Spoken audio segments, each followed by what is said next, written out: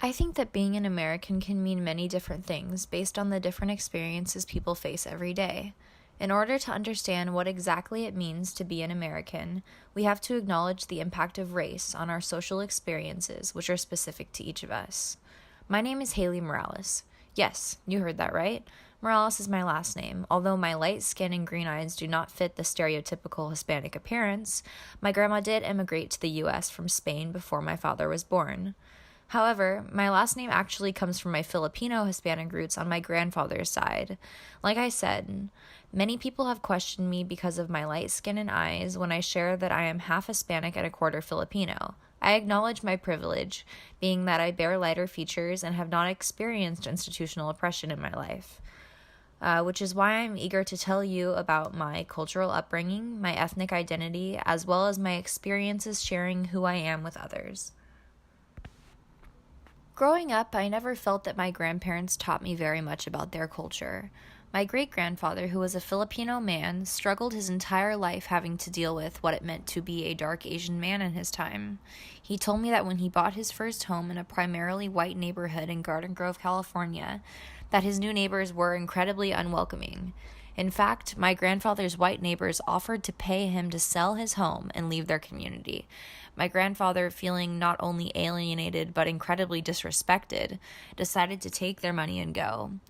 I know that my grandfather has been through countless traumatic experiences like such, and I feel like this has affected his capabilities to share things about his Filipino culture.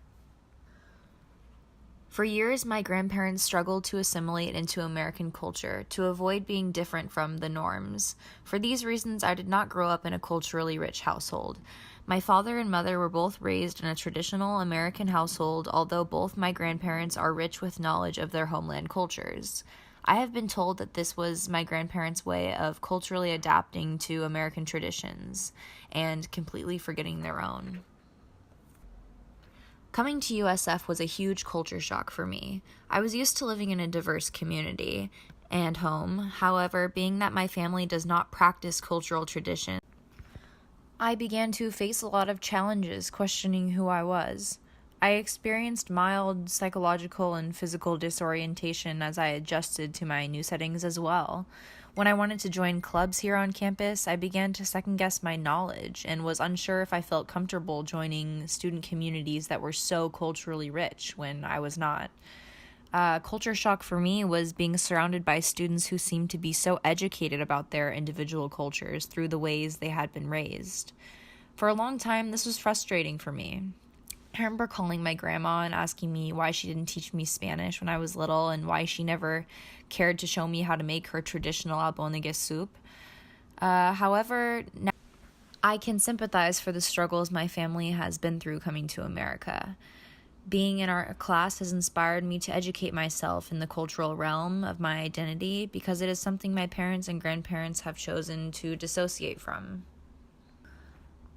Something I learned in our anthropology class that has been applicable to my own experiences is the concept of intersectionality. Intersectionality is formally defined as an individual's identities considering the overlap of race, gender, age, ethnicity, health, and other characteristics. I think that my intersectionality is present through my experiences as a woman, on top of being a mixed racial woman. Although I acknowledge I have not experienced institutional oppression or social unfairness because of my race, my experiences as a woman have shaped much of who I am today. I come from a family of very strong women that have fought hard to overcome gender barriers and break free of social restraints.